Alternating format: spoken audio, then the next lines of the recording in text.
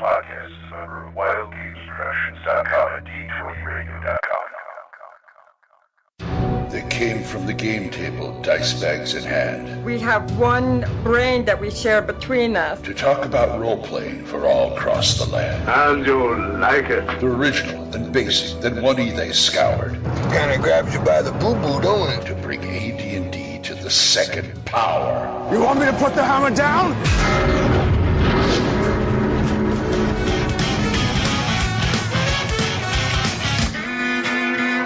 Welcome to THACO's Hammer, the best damn AD&D second edition podcast ever.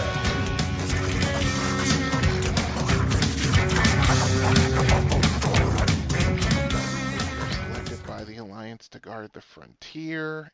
Sorry. Yes! Zoom on the Kodan Armada. Yes, exactly.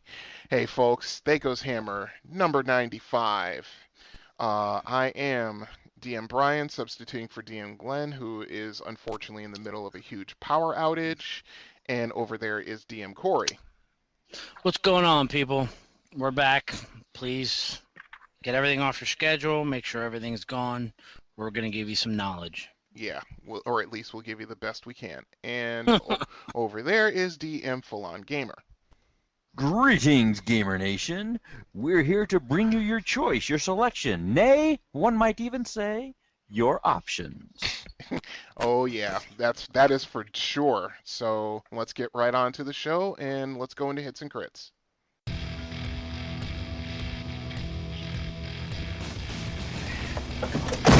Well, One thought he was invincible, the other thought he could fly. so? They were both wrong. Son of a bitch is dug in like an Alabama tick. You're hit. You're bleeding, man. I ain't got time to bleed. We're sending somebody in to negotiate. Anybody else want to negotiate? Hits and crits. Hits and crits. Okay, guys, what have you been doing in gaming this week? Oh, Corey?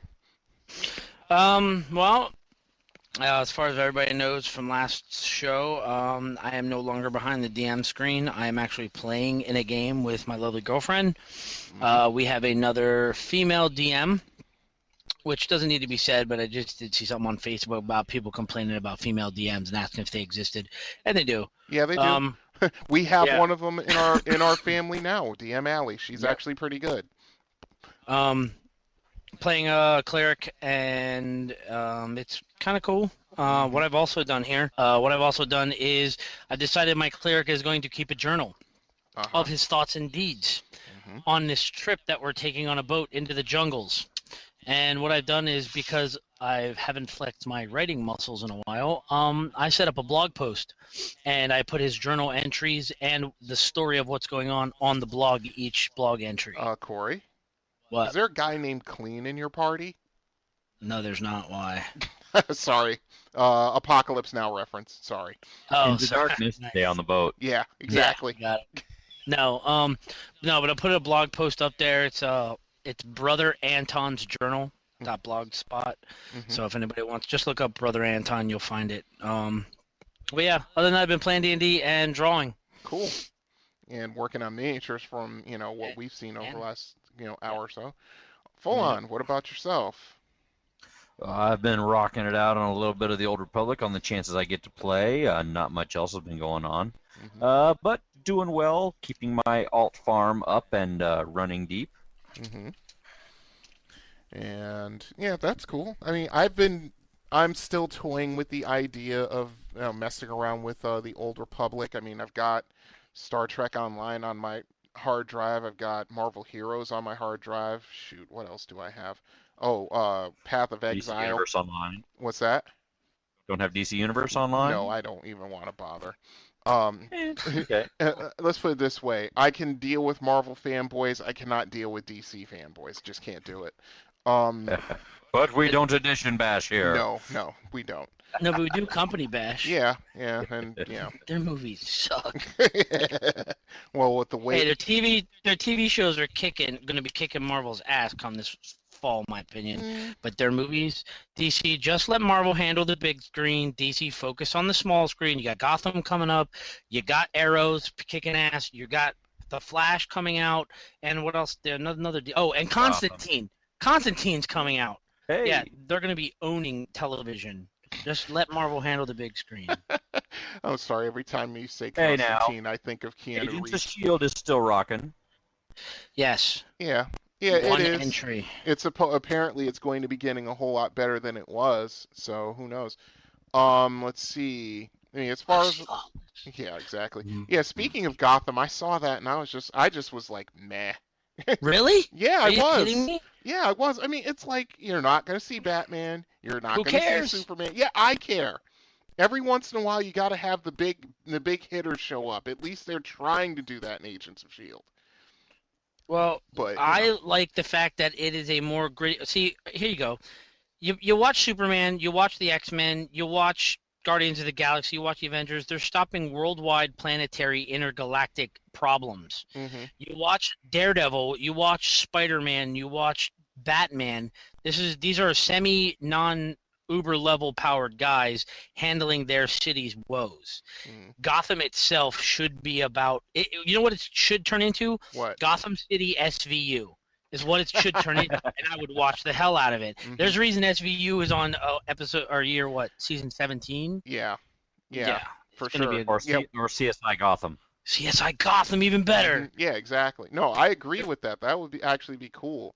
I mean, but at least to me, you'd have to have at least like Commissioner Gordon show up. You know, I mean, at least guys. He actually shows up in the TV show. They start with Detective Gordon comforting the friggin' small boy child with his murder. That's right. That's right. Okay, you guys are right. Yeah. You guys are. They're going to have classic villains that are going to show up that aren't going to be costume Nancy's, but they're going to have people who are going to be there and be villains. You just gotta not look for spandex. And the progenitors of the villains. Yeah, exactly. Their nascent growing upness as well. Because for all the super villains that are now in Gotham, you got Joker, Penguin, all these other villains. Before then, what happened to the crime? Where was all the crime syndicates? Yeah, that's what I want to see. Because when they started touching that on Nolan's Batman, where all the crime lords got together and was worried about some nutbag in a clown outfit, that was awesome. When Michael Jai White was there, and I was like, yeah, this is the Gotham I wanted to see. The dirty streets, the underside that made Bruce Wayne go, I need to clean up my freaking city. It wasn't a Joker, and it wasn't Penguin, and it wasn't Killer Croc. My freaking city. All I know is Michael Jai White's from my hometown. That's all I need to know. Okay. What'd you do, Brian, this week? Let's see. Trying to get my house clean for the imminent arrival of my son. Yay! I mean, and the people rejoiced. Yeah, there's some finality to it when I opened up the mailbox today and a Social Security card came. Oh, there you go. And I see the name. I see his name there, and I'm like, oh my god, I'm a father. Holy crap! What am I doing? You need the big rubber dice this big. Yeah, I'm gonna get him a D20. You best believe that. Oh, you can get a whole set like him a D20. Get him a foam rubber guitar, and let's see, maybe a if I could ever find it, get one of those really old lightsabers from like 1979. Which is toys. they basically it was basically just like a foam rubber balloon or like a vinyl balloon. No, they were hard plastic. They weren't balloons. No, they were before those. Before those. I remember when those came out. It was basically a nylon balloon that you inflated with a flashlight on the other end. That's basically what it was. I remember it. Yeah. I mean, the plastic ones, those are the ones I like because, they actually had whistle holes that it would sound something like a lightsaber. And then, of course, you have the stuff from today, which is like you can't have a full-fledged lightsaber battle with it because you'll break it. But yeah, so I've just been doing Marvel Heroes for, in what little spare time I have. I'm leveling up the Invisible Woman, and I'm having a blast playing her because she is like crowd control plus. Gotcha. And, I mean, she is badass at taking out the trash. I'm telling you, I love it. Cool. Let's put it this way: anytime I'm going through going through the city and just beating up on enemies, and people see what she's doing and how I'm doing it, they automatically want me to join their party. It's funny, because Nice. I'm taking out sentinels in 5 seconds and things like that.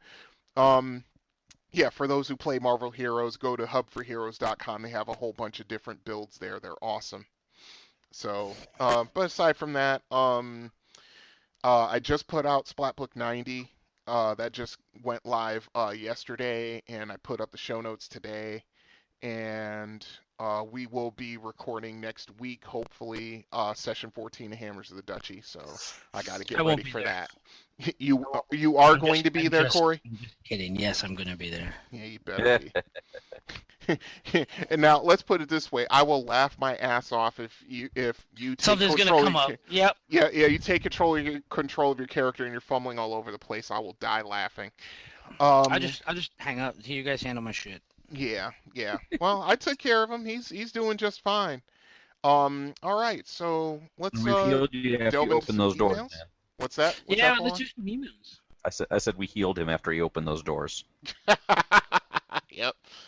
Very brave of you. Yeah, the Polish mine detector. Anyway, okay. Emails. So we've got actual emails? You want to do one, Corey?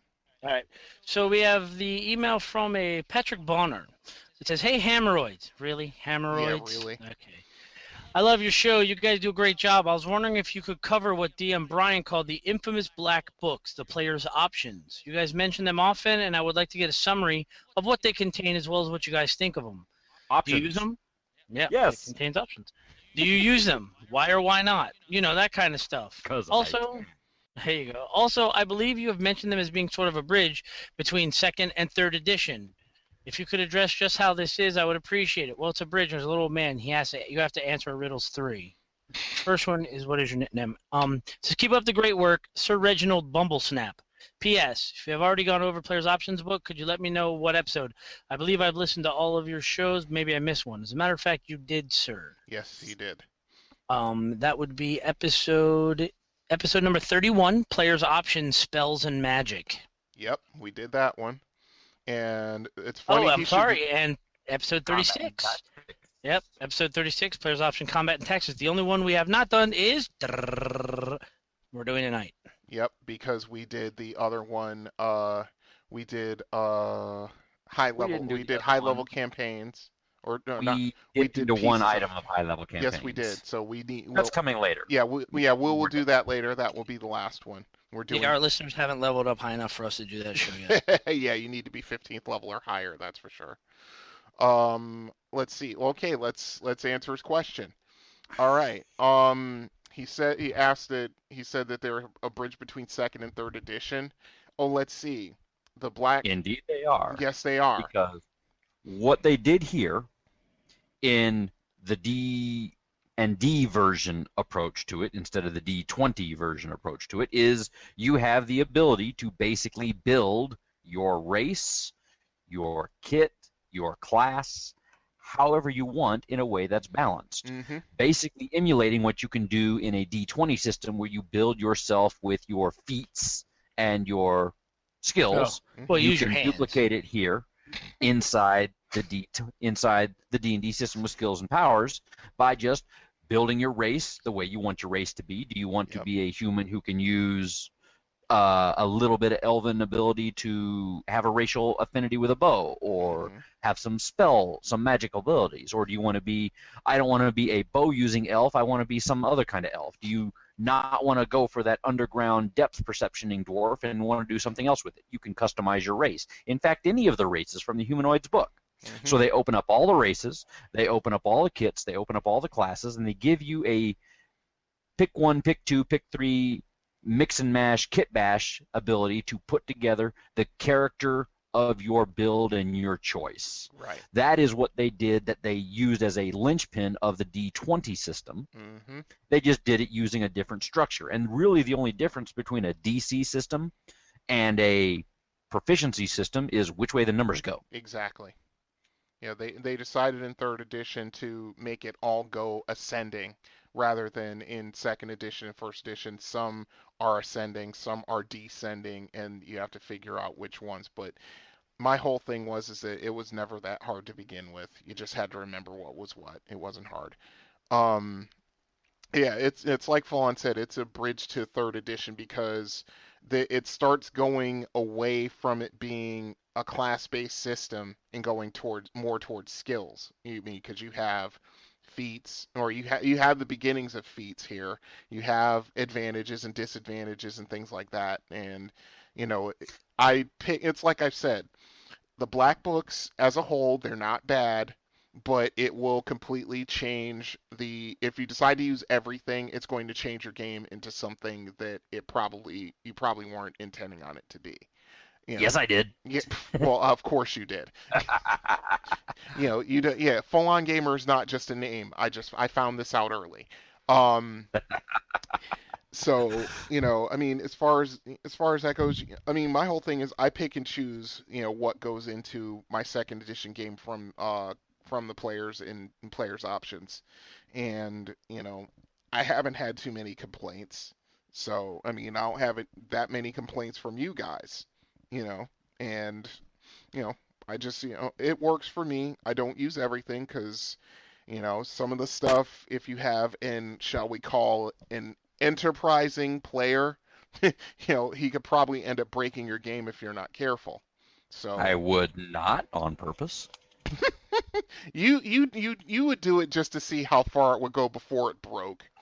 I am not that kind of guy at all. I've had to DM for that kind of guy, and I don't like being that guy. I would not do that to you. Liar. I wouldn't. He hasn't.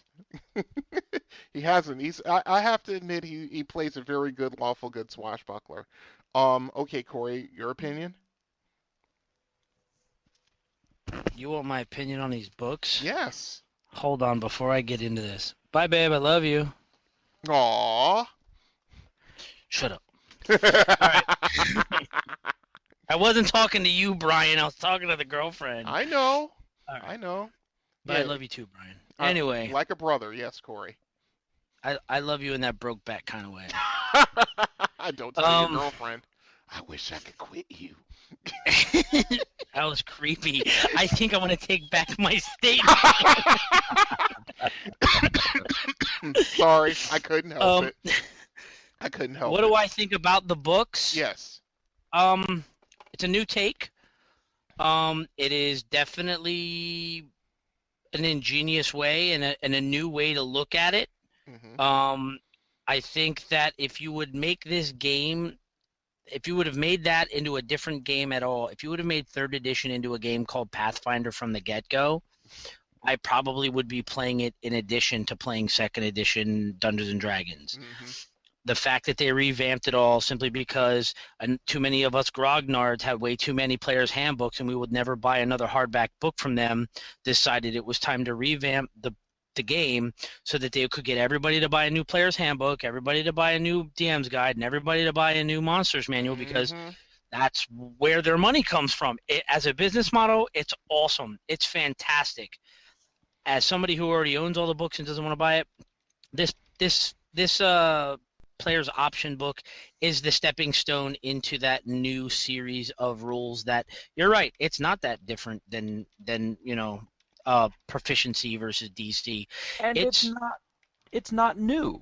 Everything in here, in one flavor or another, is a house rule that somebody put on their table any damn way. It's true. He asked me, would you let me finish my story? Children. You are correct. Now, on the flip side, it is different as far as not being how the normal 2nd edition books go. But taking it individually, part by part, like I said on the other 2 times we've interviewed about these books, there are parts in these books that I believe are more than invaluable to a DM who may want to make their game run a little differently, run a little better, make some more flavor to their characters, especially this book with skills and powers. If you like the Brown books, if you like the kits, if you like the way 2nd edition did kits, you need this book. If you like the idea of the humanoid book and playing not an elf or a dwarf or a human or a halfling, you need this book. This book are for those options that normal people who've been playing 2nd edition since the 80s are like, I'm really bored of playing your average everyday freaking Scottish dwarf or your aloof elf. I want something new. Yes, you can get it from the Humanoid Handbook, but this book has the options for people to look at new stuff in different ways, and they can get a different take on it. And I like the books for what they have to offer. Would I use them all, like the whole thing? No, I wouldn't. My opinion is no, I would not. Yeah, you'd have a big mess. There's a reason. We don't edition bash here on THACO's Hammer, but there's a reason I don't play 3rd edition, and it is the loopholing, power gaming, power building capabilities that they fixed when they went to Pathfinder. And I'm okay with it. Some people want to play, a 3rd level character that can shoot lightning bolts from its ass and fireballs from his eyes. And the other edition that we don't talk about, not 3rd, thank you. Okay. When I can make a half orc with an exotic weapon proficiency and some martial arts feats and make it so you cannot ever touch me because I have a spike chain and I use trip, and you take 5 points of damage and I take a 5-foot step back and I'm out of your attack of opportunity zone. When you stand up, I trip you again. You can never hit me and I can take out anybody. I'm sorry, that's power gaming. I agree. Then I throw fireballs at you. Yep. But my point is, there are things in here that I pull apart, that I pull out, that I will use. I believe it's this one that has the different damage for the crossbow bolts. Is that correct? It's combat and tactics, yeah. Oh, not skills and powers. Yeah. Well, yeah, there are things in these that are totally worth getting these books for. Yep. Using it as a whole, going, oh, I'm totally going to start making all my players make their characters with this. No, I don't know. Only because I know my players. Yeah. No. Only yeah. That's a cardinal rule of DMing. Know thine players. Yeah. For sure. But other than that, yeah, it's good. But if you find yourself in a short shrift and you can't get a hold of all the Brown Splat books, you can't get a hold of the Humanoid's Handbook, this would be a great way to cross that gap and just be able to do everything they did in a not exceptionally broken way. All right, I'll agree. Yep. They did fix a lot of the Splat book overpowering that a lot of people get sick of hearing about from the Splat book. So I'm not accepting that Splat book in my campaign. That's got a Blade Singer in it. That's got they've fixed a lot of the. Sorry guys, we kind of went a little nuts with the kits. Yeah. We'll fix them. Yeah, for sure.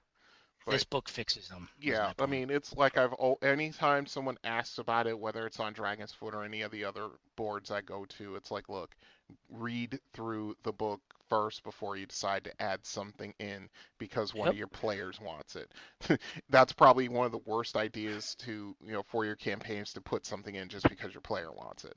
So if he wants you to put it in, there's probably a reason that he wants you to put it in for. Not yes, there are. And my players learned never ask for anything. Because they want it, I'll give it to them. I'll give it all to them. Not the way that they're expecting. I'll give it them all to it. That's creepy. Okay, and thank you for one of your emails. Thanks. Thank you, Mr. Bonner. And Falon, do you want to read one, or should I? Go for it. Okay. All right, I'll go for. You know what? I'll go for another one from Mr. Bonner. This is an interesting one. Oh, well, Glenn's really? not here, but it's okay. No big deal. Okay, this is also from Patrick Bonner. This is one that he emailed for us, RFI, and Saber Die. So he's casting his net wide, looking for opinions from everybody. Yeah, he is. All right. Indeed. So he says, "Dear Guardians of the OSR, I had a question I wanted to bring to all of you because I listen to your shows and value your opinions. Sorry, is he calling us the Guardians of the Galaxy? No. Yes. Oh boy. Well, Guardians of the RPG Galaxy. Well, Guardians of the Galaxy. Well, we know who Rocket Raccoon would be. Who? He's crazy enough. Yeah, right. I'd probably be Groot because I'm so damn quiet. Anyway. Yep, I'll be Drax. Okay. Let's see. That leaves. He gets to be Gamora. Oh, Glenn's Gamora. Aw.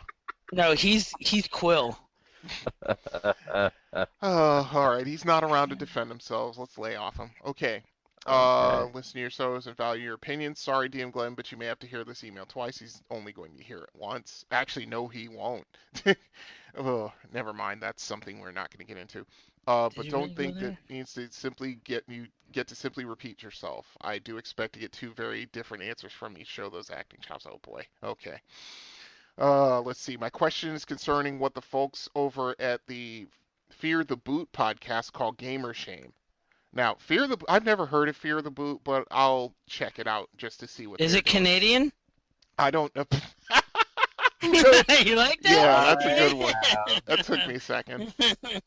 Going without context, I'll simply say I have no gamer shame, and I fly my geek flag flying high proudly. Let's put it this way: he had a car. He probably still has it. That was covered in gaming bumper stickers, from bumper to bumper, hood, trunk lid, sides, everything.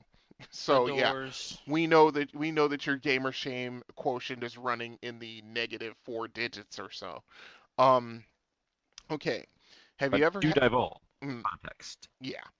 And the car that he currently drives, his license plate says Cthulhu. Enough said. No gamer shame for Mr. Full On Gamer. No way. What's the question about gamer shame? Okay, he says, have any of you ever had someone tell you that they think spending time on RPGs, either playing, reading, or writing them, is a waste of your time? Yeah, but we'll get to that. The implication is, of course, that a grown-up shouldn't spend their time with silly pretend games. I disagree. Please note that this is coming from a grown man with a full-time job, a college degree, and a social life. I'm not talking about the oddball stereotype of the unemployed, socially awkward adult hiding from reality in his or her parents' basement. I know the easy response to this predicament is to simply ignore anyone who would imply or say such a thing, but it isn't always that simple, particularly when family members, coworkers, friends, or lovers are involved. I believe this sort of criticism is why so many gamers, quote-unquote, stay in the closet about their gaming. I think the whole satanic panic contributes as well. Did I jump into a time warp? Is this 1985? Coming out mid-70s sometime. I don't know. Yeah, I don't know, but pass me my Z Cavaricis, will you? Yeah, no kidding. Jeez, yeah. Where's my Kangol? Coming out under your members only jacket. Exactly. I got mine. Yeah, exactly. No, actually, I had a full Adidas outfit that I inherited from my brother. Oh my god. Yes, I did, and I wore it even though my brother was like 3 inches taller than me, and it looked like I was, like 5 years old in the damn thing. Anyway, to continue. Quote unquote, coming out to true believers seems like a potentially dangerous proposition. The whole situation is a shame, and I think the gamer community could use help with it. I thought you all could bring the issue out in the open by responding to this email. Thank you for your great podcasts, which are certainly not a waste of time. The Geriatric Gamer. All right. Well, to all the militant fundies who listen to the THACO's Hammer podcast, you're wrong. Militant funny. Oh wow! I can just see somebody. No, Mildred, I have to get home because THACO's Hammer's coming on tonight, and I need to sit in front of my iTunes and hate them. You want to know what? There are some people who actually do that. Maybe. Okay. Not our show. We don't care. Okay. Well, we kind of covered this in, oh God, I don't even remember which Splat book but it was at least a year or two ago. I think it also kind of tied into us kind of basically, taking a rather staunch defense of second edition. But okay. Speaking as someone who started playing D&D in 1981, at the age of 12, and it was kind of looked at askance by my family because, well, black people don't play D&D. Bullshit. But anyway, can anybody hear me? Yeah. Yes. Okay. Sorry. We're listening to your story. Yeah. With it just sounded weird in my headphones for a second. It is weird. You said black people don't play D&D. That's wrong. Well, I know that. Well, yeah. Look at me. What? This don't come off with bleach anyway. So speaking as one of those, as a blurred, if you will, and I use that phrase from the very nerdy and beloved Aisha Tyler, If there was someone who I think was perfect for me, she'd be it, but she's already married. Um, I mean, I played D&D throughout my teenage years, into my 20s, into my 30s, and now into my 40s. And after a Oh man, while, sorry. what's that? Nothing. I had something in my throat. Sorry. Continue. Yeah, okay. Old man. And so basically my whole thing is that for a while, especially going through high school, I was laughed at because I carried all my first edition books around with me in addition to my school books. And I wasn't of course I wasn't cool except to the AP kids who were like, dude, you want to run a game? Because all the kids in the AP programs, what? We knew that the geek shall inherit the earth, so Eventually. Go forth, prophet, and preach it. Exactly. And I'm just saying, after a while, if you've been doing it long enough, you just find you don't give a crap. Seriously. I don't care. I mean, when it comes to gaming, and most things, but that's just my personal feelings. I don't care what my family think. I don't care what my friends who don't do it think. I do this for my enjoyment, and if I'm a nerd or dork or a geek, then so be it. Go screw yourself with that attitude. I just don't care. Um, Being a grown up and playing silly pretend games, let's put it this way. I mean, you have fantasy football now that people make bets on, and they have tons of freaking money that they invest in it. Yes, in leagues and tournaments and all this kind of crap and nonsense. Those people were in the closet up until probably about 5 or 6 years ago. When they play Blood Bowl. Exactly. Yeah, I mean, you had people who do what's that baseball game, Roto something? I can't remember what it is, but you had people playing rotisserie leagues and things like that and that kind of stuff. And up until maybe about 5 years ago, they kept it in the closet because they knew everyone would make fun of them. It's like, where have you guys been? We've been doing this out in the open for the last 20 years because after a while, we just don't give a crap. So, that's just me. As far as the whole religious angle goes, okay, after my brother lost his life in 1986, my stepfather had a head start because he went into a 12-step program. But both my mom and my stepfather became really religious to the point where they were telling me that they didn't want any of my friends in my house if they were going to play D&D because they thought it was satanic. I mean, aside from the fact, Corey, full on, you see my picture. I'm wearing a heavy metal t-shirt right now. I'm wearing an Iron Maiden t-shirt. And, between the two things, they were always on me about, well, you're going, they wouldn't say you're going to hell. They had at least a little more tact than that, but they were always constantly on me to give up these things that I enjoyed so much. And it's one of these things where after a while, it's like, I'm a decent human being. I work, I pay my taxes, I'm a pretty decent person to those who I just meet, those who I am friends with or have, relationships with, I'm even better and I'm told that I am. What I do for a hobby and what I do for recreation has nothing to do with who I am as a person. And Agreed. if you're going to judge me because of that, well, and and that's just my personal feeling about it. I'm 45 years old now. I just don't care what other people think anymore, and that's just me. So, my opinion of D&D nerd shame, is that what he called it? Gamer shame. Yeah. Gamer shame. Yeah. I think nowadays, I don't know is he saying that he has somebody who's trying to shame him? Is that what he's asking, or? From the flavor of his email, it sounds like he's got people kind of, on him about what he does. That's my personal opinion. Because, Okay. I mean, he might be just expressing an opinion, but I think he's also got some personal stake in the game, if you will. My favorite thing to do when people bust my Chops. D20s, no, they bust my D20s about playing D&D. My favorite thing to do with them is to ask them if they know anybody that plays fantasy football. Mm-hmm. Because that's the best definition of true hypocrisy to have a jock, if we're going to go stereotyping, let's go stereotyping, Yeah, let's to do have it. a jock tell you you're a nerd for playing D&D, and then they go with their buddies and they sit around with a piece of paper and a pencil on draft day And a laptop.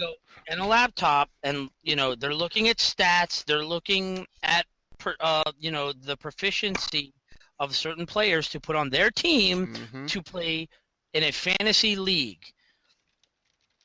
Then the other people who don't do fantasy football, who sit there and say, well, that's stupid. You're just playing a dumb game. Who the hell? What are you, a nerd in the basement? But Corey, money's involved. That makes it legitimate. Mm-hmm. Yeah. Yes, with us too. It's called gold pieces. Yeah, exactly.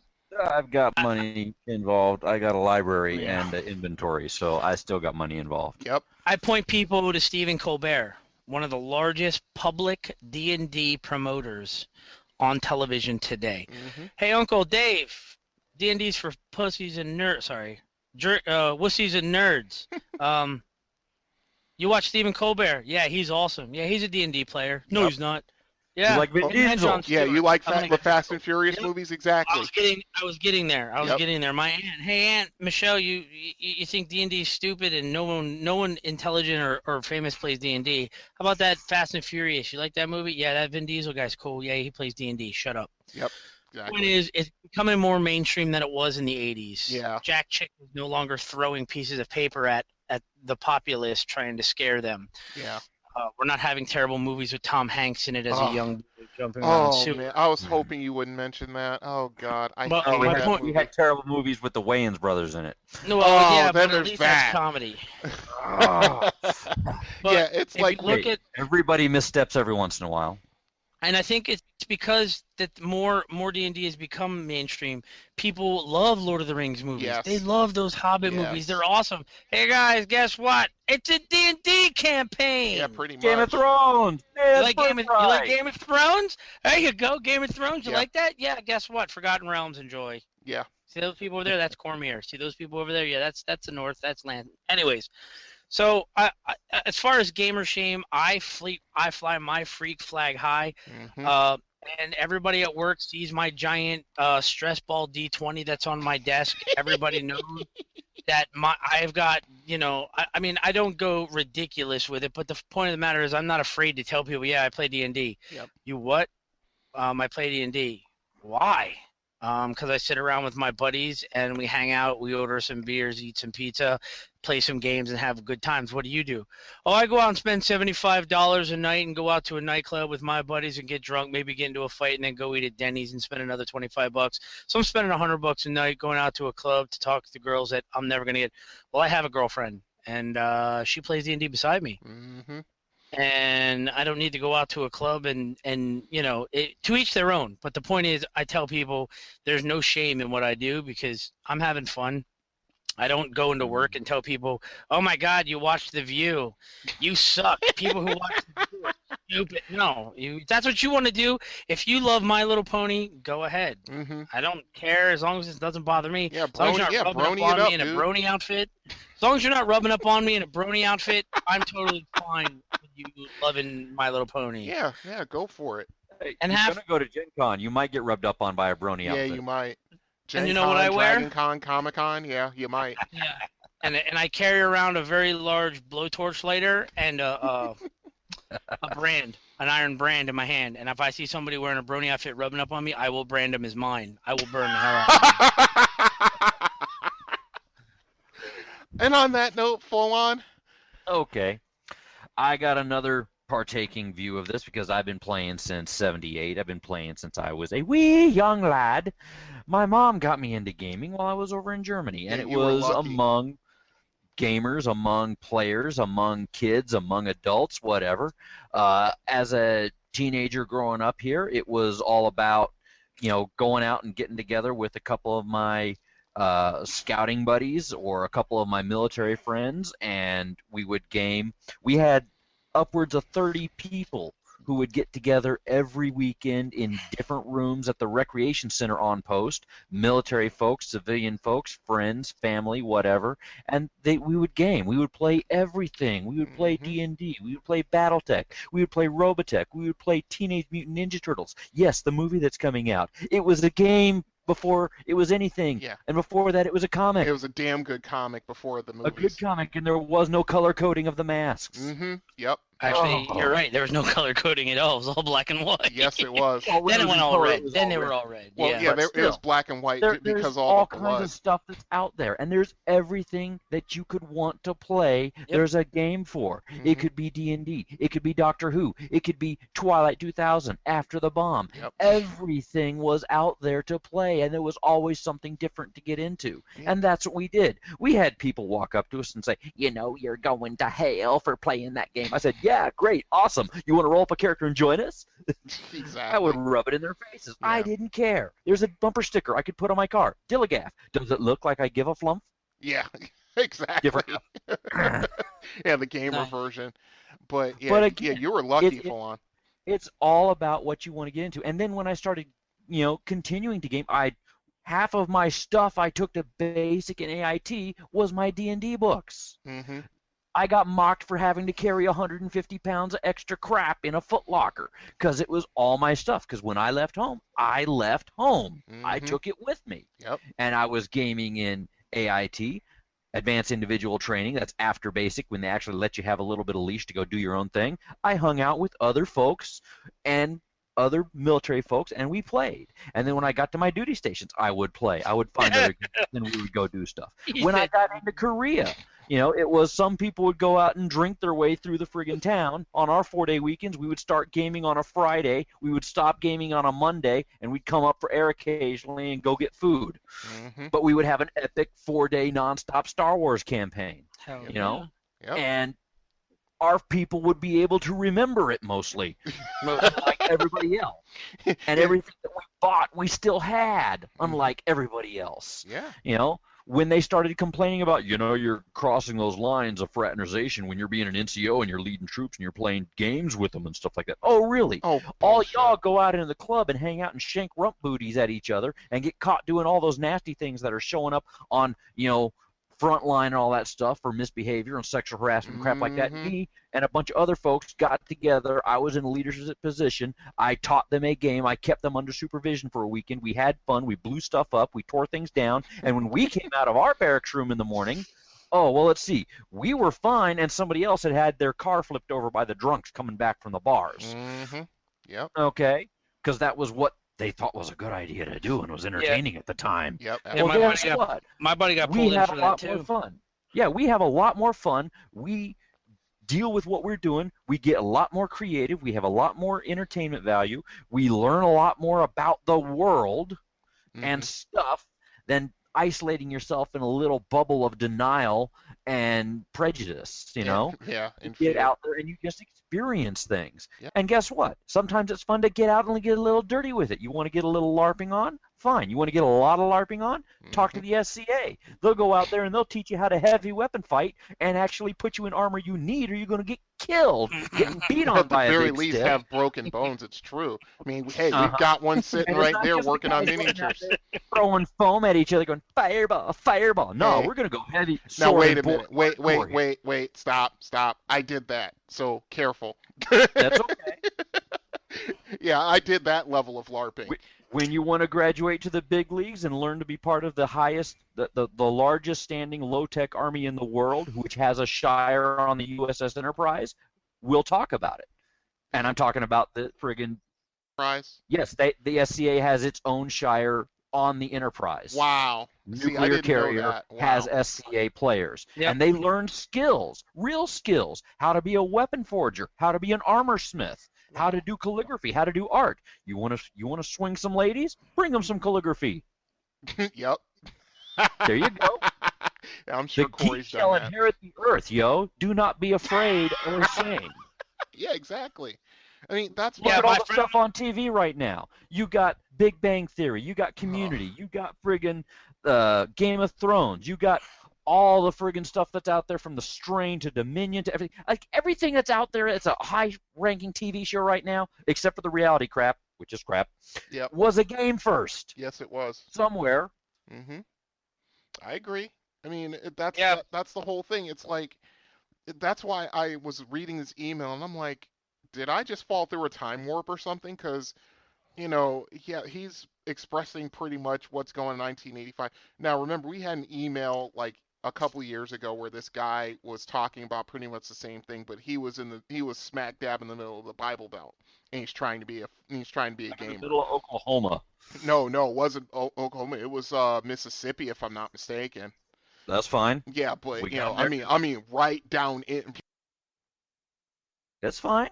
But yeah, I mean, it's one of these things where if you're not hurting anybody, you're not breaking any laws, go for it.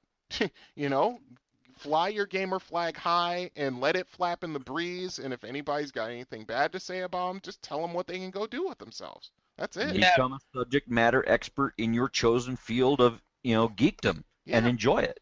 I mean, Patrick. Yeah. One of the easiest ways that I've found out doing this and showing people that it's not what they think it is. Full On brought out a great point about the military. Friend of mine, high-rank military in the Army, running exercises, doing war games out on the battlefield, and then later on was playing D&D with the boys, and he got pulled in and was questioned about it, and he went, so wait a minute, you're upset because we were sitting down discussing tactics and playing a tactical game where ideas and decisions are made, and the test of a true person's strength, whether it's on paper or not, was tested, yet I still can't go out and go into the battlefield. I mean, you want me to go out on the battlefield and use tactics and talk to these guys and do the exact same thing? And they're like, oh, that night, all of the officers got together and learned how to play D&D. Mm-hmm. My favorite thing is listening to snotty, non-D&D or non-gamer people who are sitting there. My favorite, and I'm not stereotyping, I'm just pulling out voices here, and I hear, shit, if she would have did that to me, I'd have busted her in her face. I lean over and go, how's that role-playing working out for you? Mm-hmm. So what you're saying, if a situation arises, you're going to give me your action by attacking? How's that role-playing working out for you? Mm-hmm. Uh-huh. Everybody does it. You just got to put it up to them. Say, here's an example. You walk to your car and a guy walks up and says, give me your money. You happen to have a 38 in your back pocket. What are you going to do? Well, I'm going to pull it out on him. How's that role playing working out for you? Thanks for playing. Yep. Exactly. And there's all kinds of wargaming that's out there that you get paid for. If you're talking about a hostile takeover plan for another company, you're not just going to do it. You're going to think about it first. You're going to come up with strategies. You're going to plan. You're going to rehearse. You're going to try it out in a couple scenarios. You're going to game it through a couple systems and see if it works and how it works. Actual war games, military strategy, all those old school grognards who are still using the 12-foot tables to take care of their role-playing fix. Guess what? They're war gamers. And what have they been doing since time immemorial? Somebody in front of some army threw down a sand table and started planning out how they wanted their fight to go when they thought they had an idea how it was going to go. Yep. This is what we do in the military. Yep. We stand table it, we plan it, we role play it, we rehearse it, we rock drill it, we run through it a few times.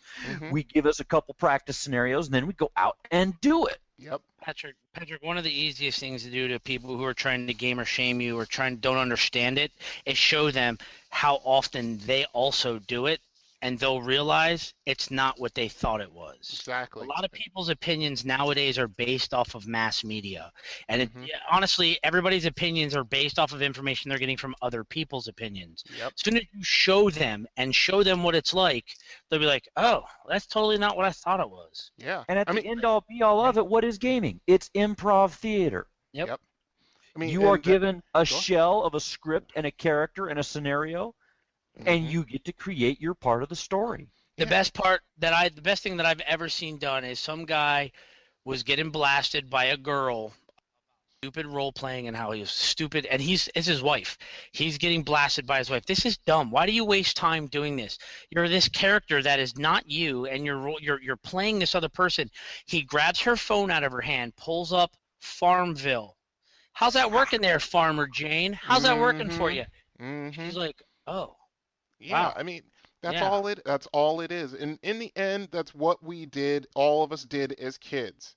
You know, whether it was playing cops and robbers or whatever. Me running down my playing... hallway with my red blanket tied to my neck, going Superman as I'm flying down the hallway. I did it. I did it. I didn't go as far as some kids I knew jumped out of freaking three-story windows to see if they could fly. I'm being serious. I did that. Yeah. Yeah, you're lucky and break your neck.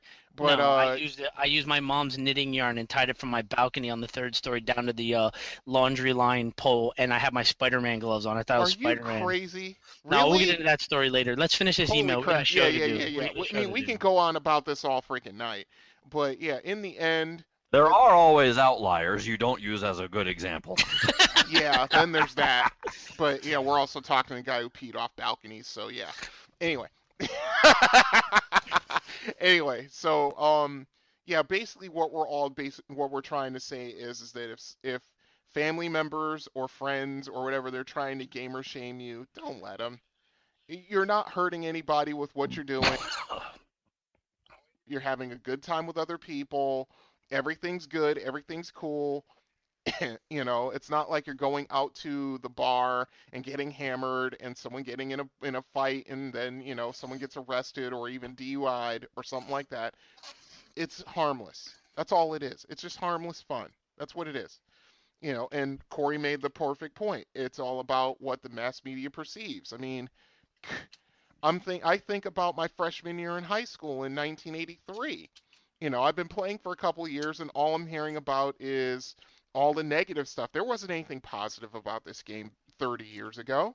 I mean, now it's sort of flipped on its head because, you know, I mean, all the geeky stuff that everyone used to thumb their nose at and make fun of and harass people for, now look at that. I mean, you got stuff like the Big Bang Theory and stuff like that, where it's like nerdity and geekdom to, you know, level 10, up to 11 even, and it's making millions and millions of dollars, you know, and, you know, I'm loving it because... And for the religious bent on things, think of it this way. What is 9 times out of 10 the house rule you're going to hear most often at every table you ever walk up to? Let's see. Don't cheat. No evil players. Yeah. Yep. Because most of every game of every stripe is some kind of trying to overcome the bad guy. Yeah. Unless it's you know, vampire. Every once in a while. Well, even then, you're still one. Yeah, then there's that. At least they don't glitter. At least they don't glitter. Yeah, that's true. Then there's that. Yeah, but for sure. Or hawk cereal. One flavor or another, you're out there doing something to solve a problem, defeat the bad guy, and you're doing it with good intentions at heart. Yeah. Even on the occasions you want to just let your weirdness flag fly and try out what the evil side will run. Almost nobody ever runs I don't know who does campaign. What? Nobody lets you run a constant evil campaign for long stretches at a time. Yeah. They usually self-destruct and implode anyway. You've got to have some kind of balance, and you've got to have some kind of, you know, common good morality of intention behind whatever it is you're doing, and that's what almost every game has. Yep. You don't get to be the bad guy. That's the DM's job. He gets to be the bad guy, the good guy, the kid down the corner, and the innocents that are killed down the street. Yep. But you get to be some kind of big damn hero. Yep.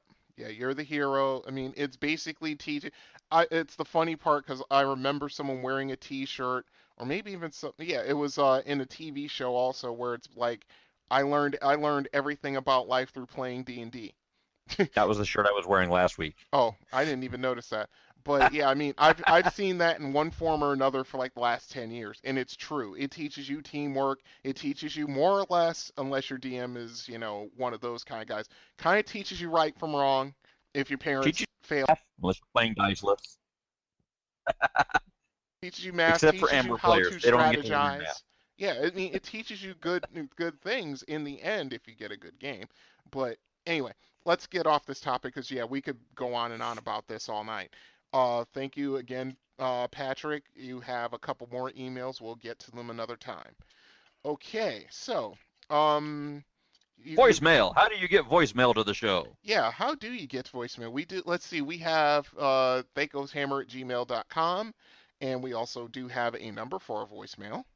1-405-806-0555. Yes, indeed, you do. Or you can post at d20radio.com or the other forums out there on Dragon's Foot and other places. Yeah.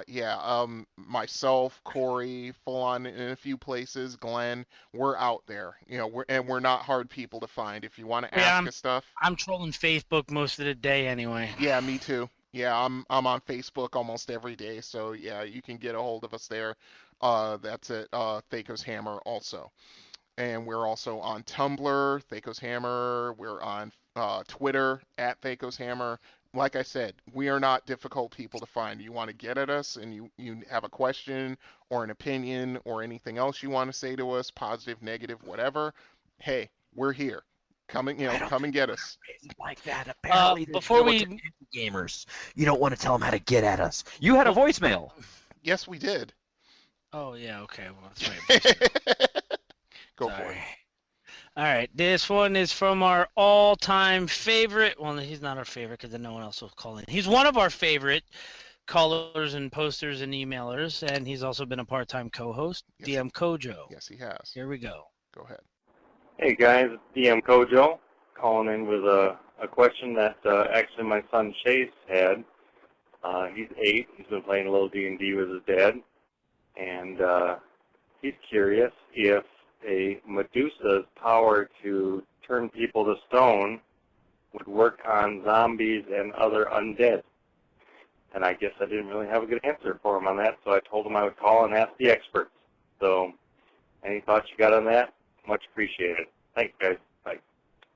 Wow, he called us experts. How about that? You called the wrong show, DM Kojo. You got to call the show. Yeah, we're going to be conflicted on this answer. I can almost guarantee. You know what? I'm going in while we're talking. I'm going into the Monstrous Collection for this one because I want to know there, and it won't tell you. I already checked. Really? All right. Yes, it is indiscriminate about this because it talks about the Medusa's power. Mm-hmm. It affects. Let's see. It affects any creature within 30 feet meeting their gaze will be turned in save versus petrification or turn instantly to lifeless stone. Yep. It talks about if they avert their eyes. So generally the assumption is it's something that can perceive visually. Mm-hmm. Now, things that have eyes can perceive visually. So conceivably, they should all be subject to the superpower of the Medusa to turn things to stone. Mm-hmm. Hence why some of the Medusa's power is such a threat to anything with eyes, up to, in some cases, even, if you're going to go Clash of the Titans level, even artifact level creatures and godly things can be subject to it. Hey, go ahead. I would say that things that have eyes or are assumed to perceive the world visually, anything that falls under that definition as a creature can be rendered inert and petrified by a Medusa's gaze. Even the undead, because they are not lifeless. They are animated life. So here's my question. Some are, yes. Some are. Then explain to me, or answer this. Could the Medusa's gaze affect a ghost? Possibly.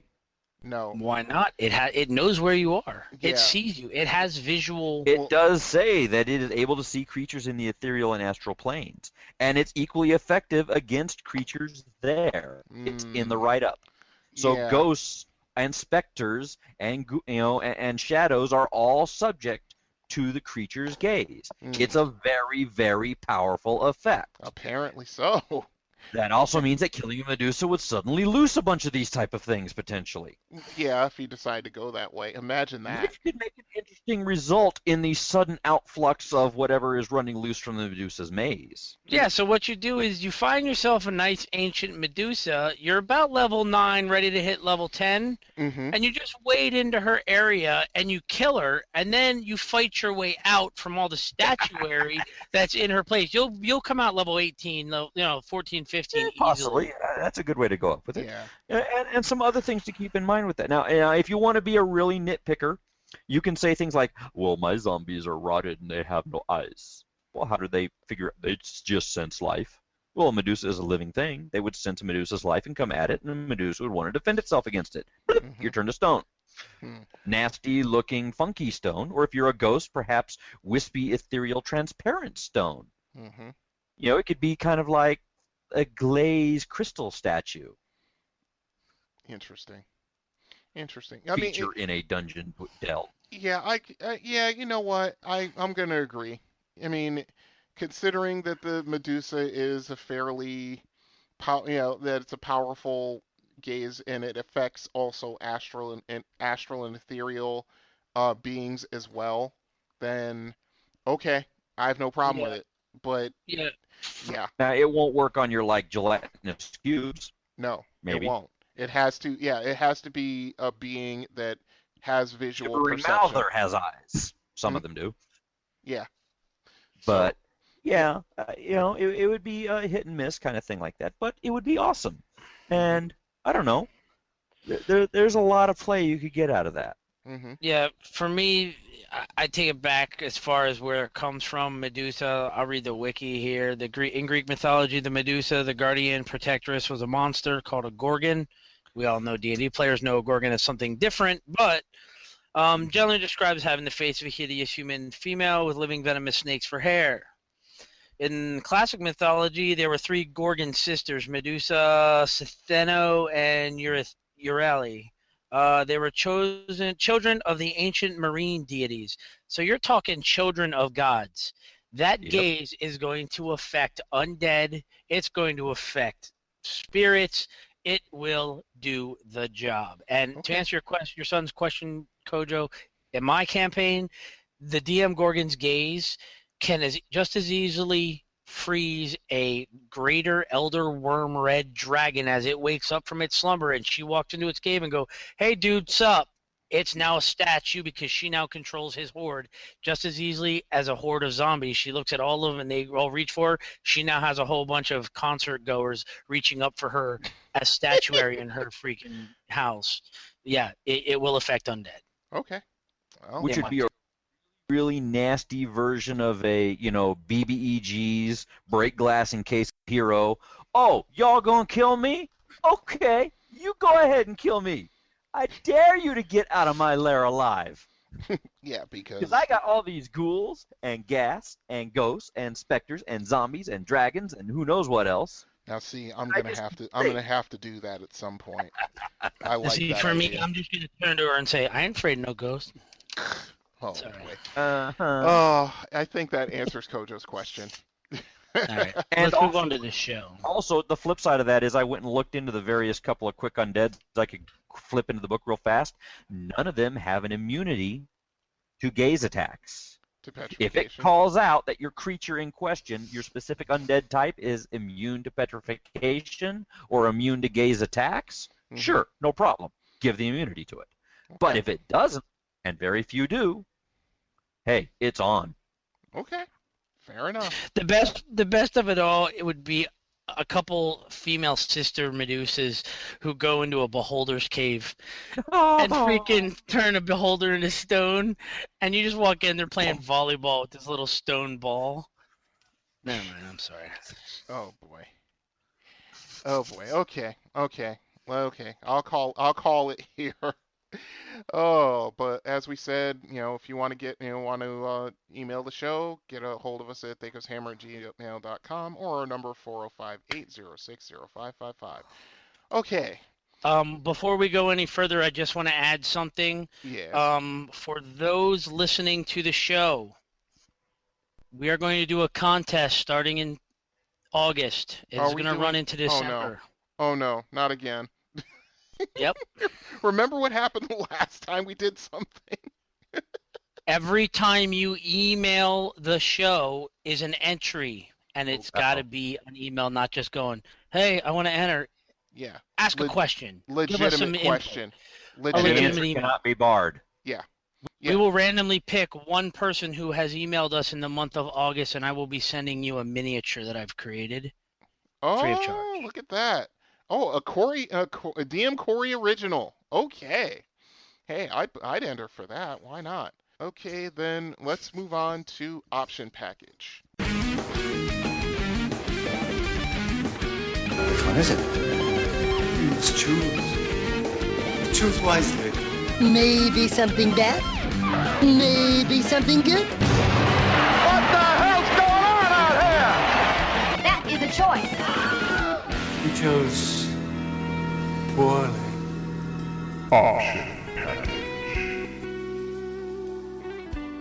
Option package.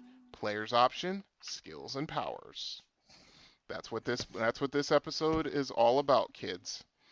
You guys have been asking us to do it. We're gonna do it. Yeah. We're doing it now. We're doing the black books. Yep. We're almost finished with them. Okay. Yeah, black books. Let's see about this book. This is TSR stock number 2154.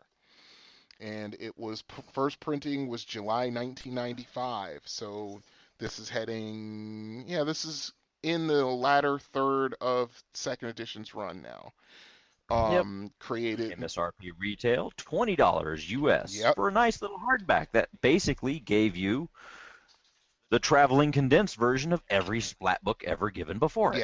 Yeah, that's a very good way to put it. Douglas Stiles and Dale Donovan did the design. Gene Rabe did development and editing. Bill Slavichek, you know him full on, and Dale Donovan did the design on the Psionics because they changed. Rich Baker and Skip Williams know them too. Yep. Good stuff. Good game stuff from these dudes. And project coordinator Steve Winter himself. So and the cover art is Jeff Easley. This is later in his career because I don't remember him being quite so. What should I put the word as? Graphic. Because it's sort of it's different than the way his art was in the 80s. This is like a new kind of Jeff Easley method, if you will. Okay, like Full-On said, more or less, skills and powers is as we put the opinion out amongst ourselves is it's basically more or less house rules and splat books and new ways of doing things all condensed into a 188 page volume. You start with the new concept, which was character points, which is a different way to build character races and character classes, which means you could have two different kinds of fighters, but you'd never know because one of them is using a different point build and things like that. Now, my personal opinion is that I didn't particularly like it too much, but I kind of went with it in a couple of ways. It actually works fairly well. For what it does, but I'm like, I'm just too dyed in the wool about keeping it the way it was in the original books, but that's just me. Somebody. Indeed. Tag. Well, let's say the next thing after they talk about character points is they go into Chapter 2 ability scores. Yes. There are people who house ruled out they wanted to know more about ability scores, and this is where they put it in print to say, okay, you think strength is more than just strength? You need to break it down, and they started coming up with sub-abilities. Yes. So gave you a selection of sub-abilities. Like strength can be also looked at as stamina and muscle. They can be the same or they can be offset from each other. Dexterity can be aim or balance. Constitution, health and fitness, intelligence, reason, knowledge, wisdom, intuition, and willpower. Charisma, leadership versus appearance. Alternate sub-ability methods. That's what they go into, is things that you can use if you want to. This is not one that I particularly went in for at all, but it's there if it was part of your plate of how you wanted to look at things and be that person to say, I have an awesome charisma. I look like a troll, but I am magic when you let me start talking, Or I look beautiful. I am awesome. I am a complete and total prig, but I look great doing it. Yes, exactly. Okay, that's what those variations are for, to let you highlight and show the difference of that without being tied to one stat. Yeah. Or in the case, or even having to create other stats like I did. But perception. Yeah, perception raises its head. Perception and comeliness. Yes. Yes, your ability to notice things and how actively attractive you are. Because like I always thought, charisma and appearance were mutually exclusive in my world, but that's just me. The next chapter, it goes into racial requirements, for And racial builds. in racial builds, exactly. Variants on various themes, and that ties into the character point concept in chapter one, where it has the different races of dwarves and elves and halflings and even humans, and you can use the character points to change things around. You could easily make a new race of whatever, elves, dwarves, what have you, just using the character point cost from one particular race and just going in the direction you want to go. Each ability that the race has a character point cost, such as let's see, just regular elves, high elves, if you will. They have, let's see, was it +1 with bows, infravision, ability to notice secret doors, and so forth and so on. With this, you could always take those abilities, remove one, add another or a couple more, and then you have a completely different race of elves. I mean, one race of elves which I've always teased and thought about adding into my campaign, if my campaign ever went into the frozen waste, is Arctic elves, or snow elves, if you will. There are a couple of issues, couple of articles in Dragon Magazine regarding Arctic elves. If I wanted to do that, if I wanted to actually enter it in, I would just take the normal elf, and then I would take away most of the special abilities that high elves or normal elves get, and then I would go on the list of elven abilities, and I would say, they would get cold resistance, because they live in the cold. They would get a bonus with not. They wouldn't get a bonus with bows, but they would Javelin get bonus. javelins or even spears or things like that. Yes, and things like that. So it makes it. And like I said, you can create a completely different halfling from just your regular harefoots, tall fellows, and stouts. You can create something completely different. If you really wanted to, even though, basically Frodo was a harefoot. He was, because, they all didn't wear boots. But anyway. They keep calling him a tall fellow. Yeah. But yeah. Yeah, Samwise was a tall fellow. Bilbo was a harefoot. Yeah. Bilbo was a harefoot. Yes, he was. Frodo was a tall fellow. Yeah. You think? Yeah. They say he's got a little bit of that elf thing going in his gene pool. Oh, I didn't know that. Well, then again, Oh yeah. I never read Lord of the Rings in depth, so I wouldn't know. So now when you start going, it even gives you a guide to, of course, humans. Now, humans don't get any special bonuses. They do have. Sure they do. Well, they have unlimited advancement. I was getting there. But if you wanted to, if you wanted to go a different way, humans, in using skills and powers, humans would receive 10 bonus character points. Now, you could also, aside from spending them on non-weapon proficiencies and weapon proficiencies and things like that, you could also, they have a small little list where you could actually, create a different type of human, which is actually some of those humans who got maybe a little something else in the gene pool. Yeah. Maybe a little bit of orc or ogre about 3 generations back, and they get a little bit of a tough hide. Mm-hmm. Maybe they got a little bit of elf, Mm-hmm. great grandpappy or something like that, so they might notice some of those secret doors. Right. Or, be one of those barbarian horde guys who actually rocking. Oh yeah, I roll a D10 hit point bonus. Mm-hmm. Exactly. Or extra hit point bonus, I should say. Whatever I get, just a little bit more. Right.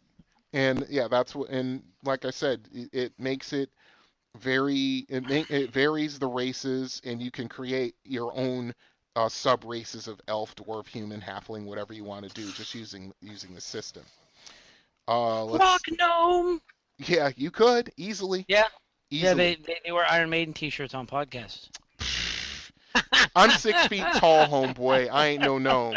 He said homeboy. He dropped homeboy. Oh, don't you mean gnome boy? Yeah, exactly. Gnome boy. My Nomi. What's up, my Nomi? Oh my God. All right, enough. Then it goes into, of course, racial requirements for the different classes. Racial requirements for, this is where it starts going into what came before in the complete book of humanoids, which we covered in a previous Splat book, because you have all of the ones that are listed in there, and actually including a couple that aren't, such as the GIF. Yeah. Now, who's the one? Yeah. Oh, that's right, Corey. You're the one that hates GIF. What?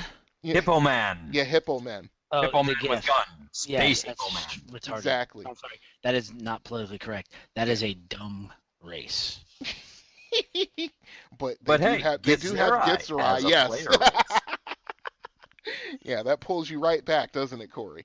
Gitzerai green, and you ain't got to play Dark Sun to do it. No, you don't. Exactly. I mean, yeah, and all the standard ones like goblins, hobgoblins, orcs, bugbears, all the ones you can find in the complete book of humanoids, but they're actually sort of condensed down, like Full-On said earlier, so that you can use them. You know, if you're the DM, just making a special kind of enemy, or a player who wants to do something different, like my ex-roommate, who I've talked about repeatedly on this podcast, made a secondary character in my campaign for if her paladin died, and she decided she wanted to play a Wemmick. Now, of course, Wemmicks are lion centaurs, basically, part human, part lion, and yeah, that would have been interesting, but unfortunately, her character never quite died, so we never got to play it. Chapter 4 are the classes, and of course you can completely do the same thing. Yeah, you can change your classes around, with character points. Like basically, this is where you get to build a kit. Instead of the standard fighter, instead of the standard mage. If you want to be a mage who uses swords, if you want to be a fighter who uses magic, if you want to be a lock-picking, sapping, backstabbing super thief who just stays totally away from traps, that's your build. You can make yourself that way with those features built in and balanced. Yep. The only problem is that there are some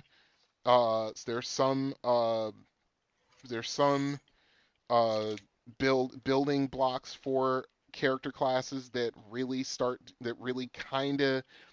This is where I start getting a little bit squishy about it. I'm looking at the one in the fighters, and the one where you can spend 10 character points and you can specialize with more than one weapon, with as many as you want. that harkens back to the combat and tactics build. Yeah. For the weapon masters. Yeah. It's cool. Yeah.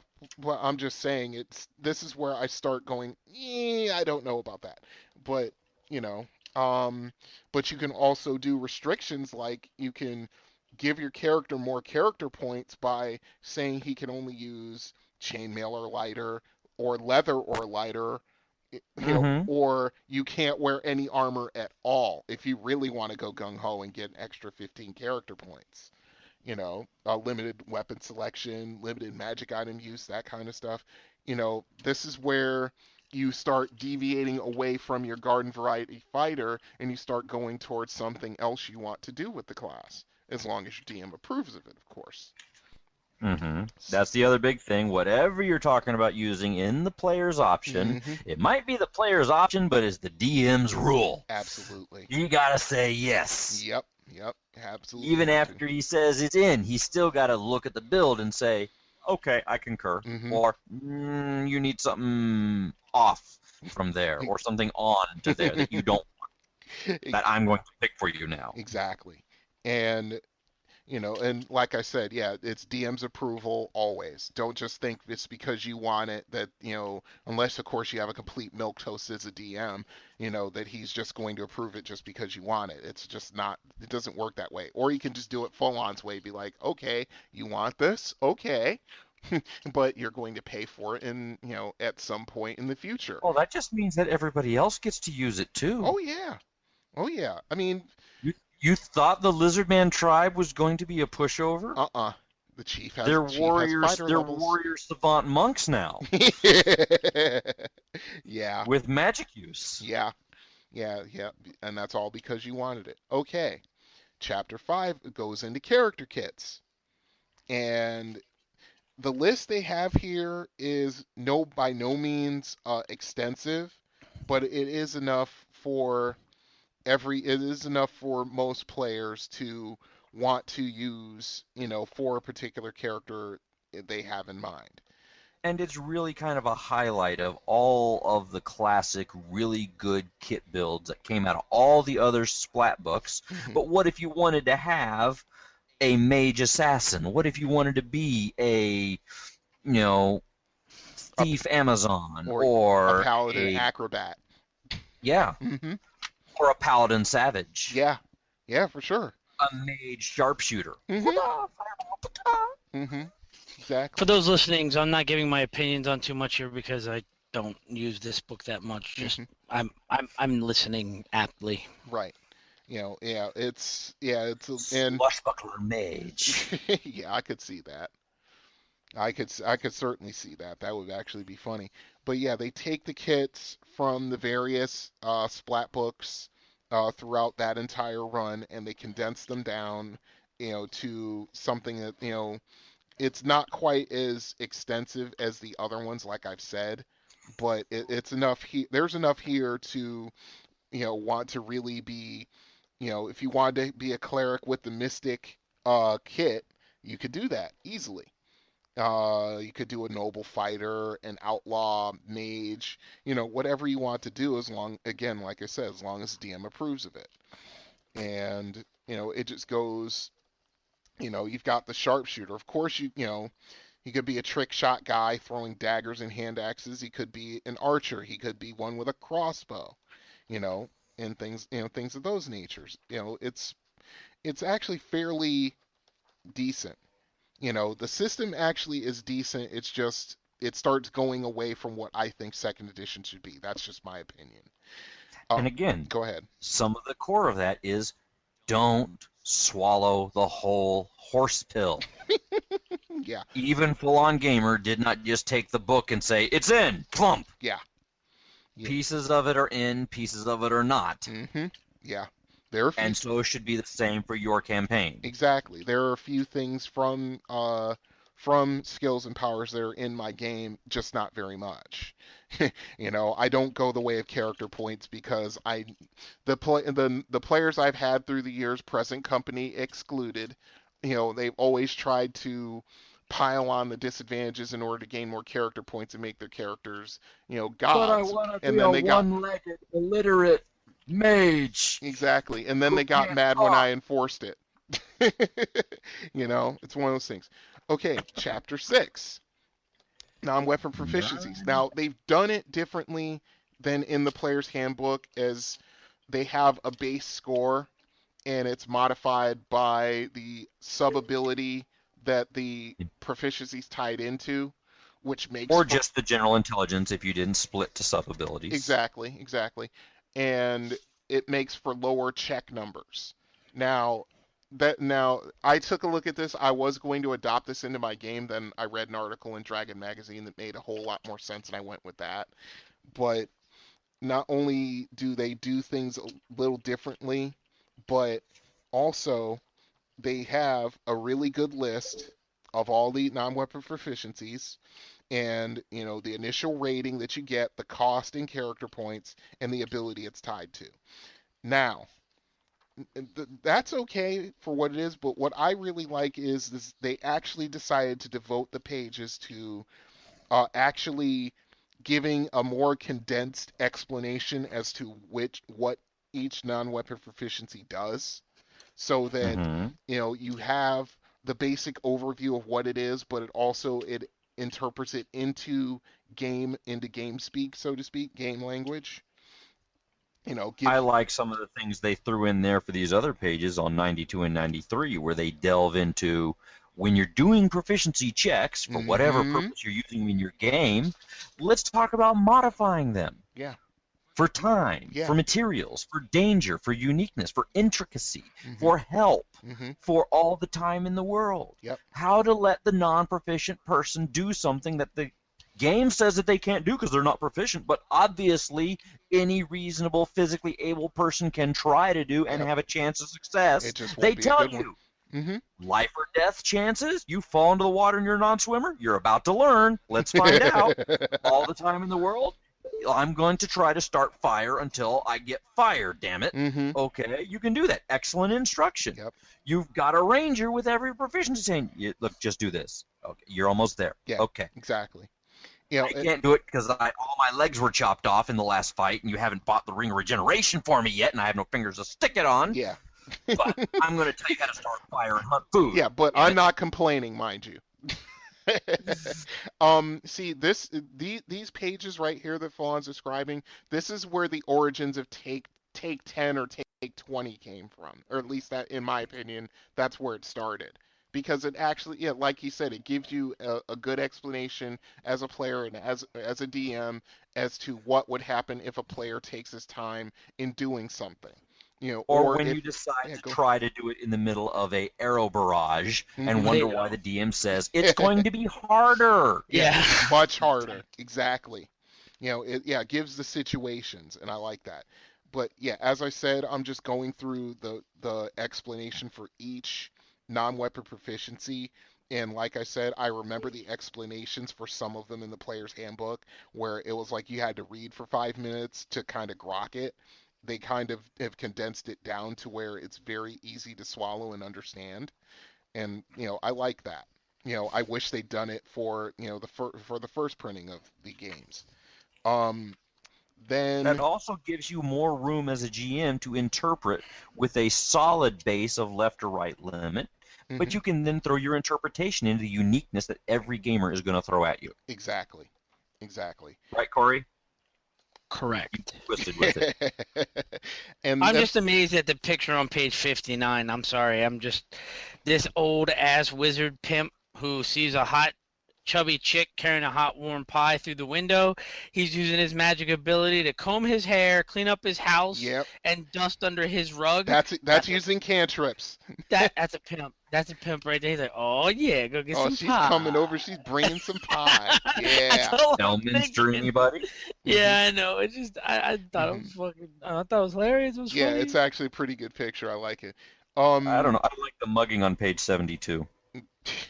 I like the one on page 105, the disembodied arm with the magical sword fighting the paladin. I like that. Oh, yeah. With the undead trying to drag him down and distract him. Yep. Okay, moving on from the NWPs, they have the traits. Now, these are the things that they decided for some reason to split the NWPs and take some of them away from being NWPs and make them traits, character traits, such as ambidexterity, such as alertness. Yeah, alertness. Things that really are physical inherent traits, or things that you can train for. You can train for traits. Yep. But it's not easy. You know, no, it's not at all.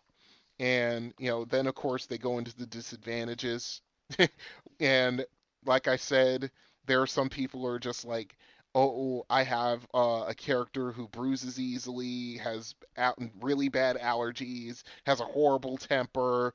Yeah, I'm a bad-tempered, clumsy, compulsively honest, easily bruised assassin who's colorblind. Exactly. I'm going to throw a chromatic orb, and they're all just shades of gray to me. Exactly. That's actually kind of funny. I like that. But yeah, Chapter 7, Weapon Proficiencies and Mastery. Now, we went through this several episodes ago.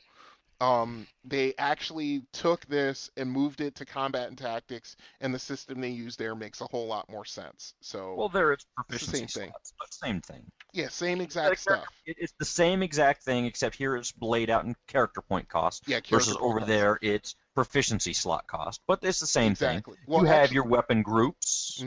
You have your group proficiency, you have your proficiency, non-weapon proficiency, and familiarity, so you can pick up something from the other things that you know. Right. And then they go into the things of the shield proficiency, armor proficiency, and then the style specializations, which everybody can get into, and some people get into more easily than others. Open things up to the mages and the rogues to also have some proficiency for fighting styles.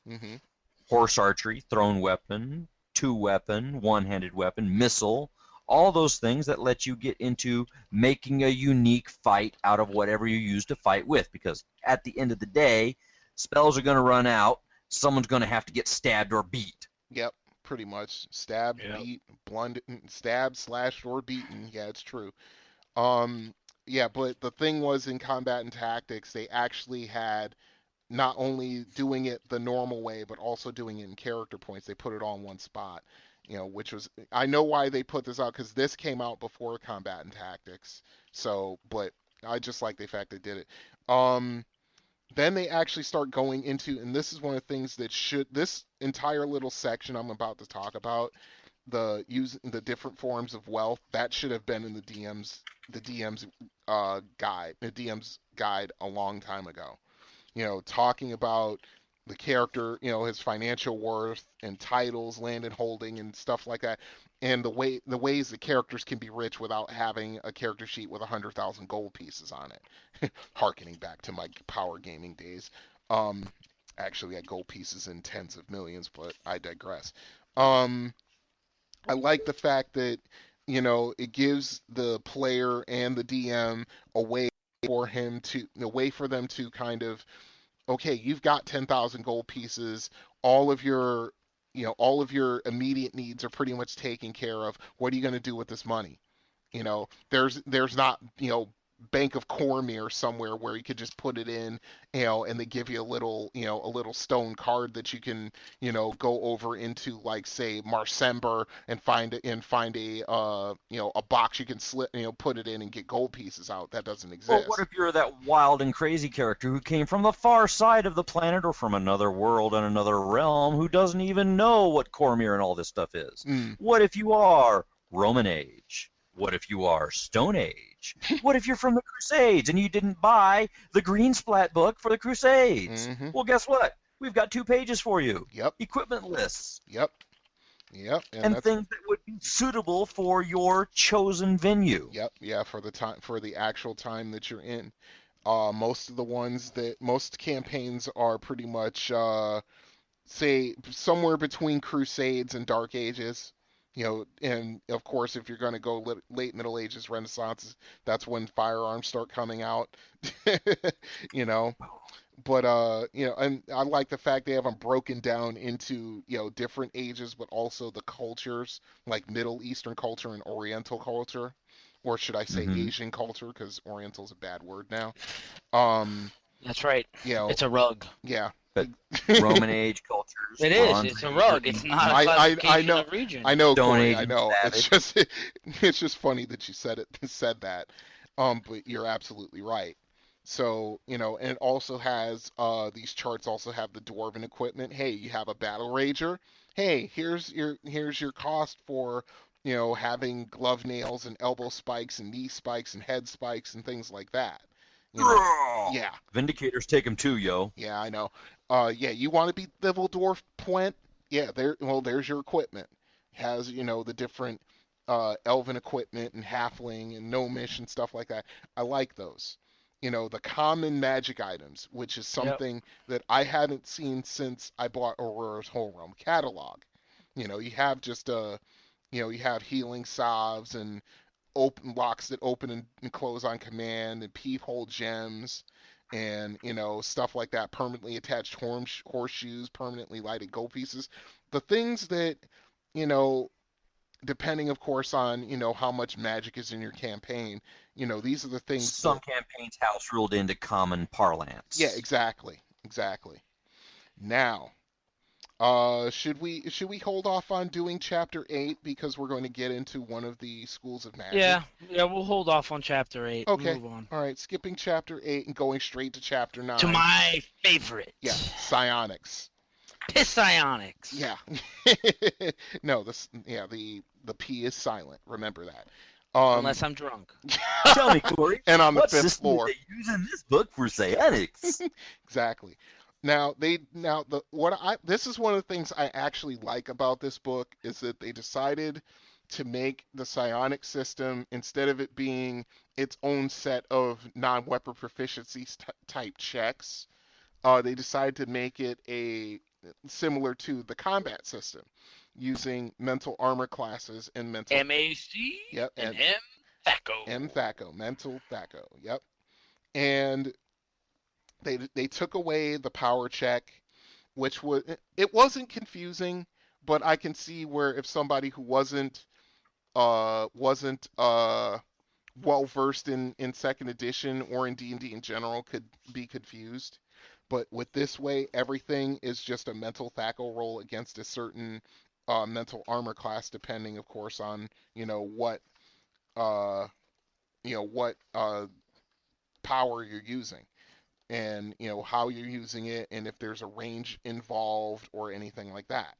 So, you got your basic psionic attacks, which haven't changed since first edition. Your psionic defenses, same thing, and they have if you have an actual psionicist character, not just one who has psionic powers, you actually make your mental THACO rolls as if you're a fighter. And if you're just a wild talent, it's as a thief, and so forth and so on. And it's actually makes things a little bit easier. They took the psionicist class out of the complete book of psionics, put it here, and changed it to the new system. Now, I mean, I've known people who have complained until the stars fall from the sky about this, about how it doesn't work very well, how it's so radically overpowered, and I disagree. It just involves more math. Sorry about that. I had to cough. A lot more math. Yeah, it does. Or at least it did. The old system, I think. It's PSPs. Yeah, a lot of math. Yeah, it's just basic math, addition, subtraction. What's so damn hard about it? It's the same thing about the complaint I hear about THACO. It's basic math. It's stuff you learned in third grade. Or excuse me, I take that back, second grade. But like I said, they have the system for the PSPs for not only psionicists but also wild talents. And they have a breakdown of what happens when you mix psionics and magic. Yes. Yeah, that's when which everybody wanted to know. Mm-hmm. Yeah, I mean, I'm looking at the psionic powers, and how everything it's actually it's a lot easier because now all you have to do is make a roll against a mental armor class, as and most of these have a base number. And they're modified by range. They're modified by most of them are modified by range. Some of them are modified by what kind of information, in the case of object reading, what kind of information you're trying to learn from it. And they have a cost variable between starting the power and then continuing to maintain the power to let you do that Jedi thing and keep a whole bunch of things going at the same time. Yep, exactly. You want to spend the points? Throw down and go. Yep, exactly. You make the points, you make your mental AC roll, and you can keep whatever's up as long as you have the points to support it. But in the end, it's almost exactly the same. And as a matter of fact, you know what? Since we're already in psionics, we can stop it here. That's more or less an overview of skills and powers, because now we're going to move on to another segment.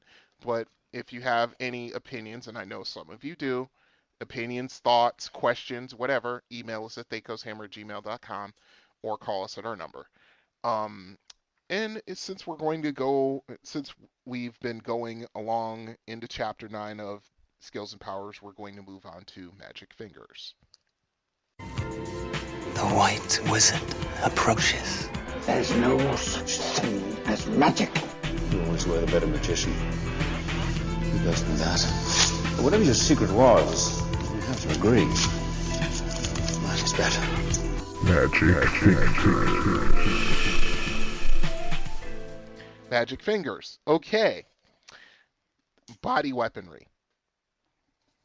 That is we're taking it straight out of Skills and Powers, page 167, Psychometabolic Devotion. Now, this thing has a mental AC of 6, easy enough to initiate, initial PSP cost of 6 and 3 per round. From that point, this power allows the user to convert one of his arms into a weapon.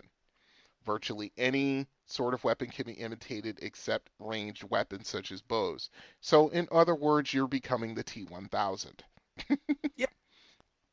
You're also not allowed to make weapons you're not proficient with. Exactly.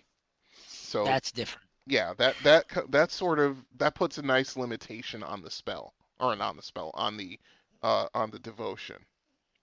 So the good thing is that your weapon can't be dropped because it basically is part of you. So if I'm a psionic dragon who's taken weapon proficiency siege engines, I can turn my tail into a real battering ram. Yes, you could. Yes. Yes, you could. You want to talk about a tail slap? Yeah, that's a tail slap. Tail slap that can knock down fortified doors, if you will. But let's see. The actual arm becomes rock, wood, bone, or metal and assumes the weapon's form. So basically, you could have, a halberd on the end of your arm, which is kind of funny because then you'd have to use your other arm to brace it in order to use it properly. Because but so I'd be kind. I would let your psionic monk Corey generate a hammerfoot and kick people with it. Yeah, do a flying kick with that. Yep. Here's my question: if you can't have anything that has ammo, you can't make a bow. You can't make, or you can make a bow, but you can't make no arrows.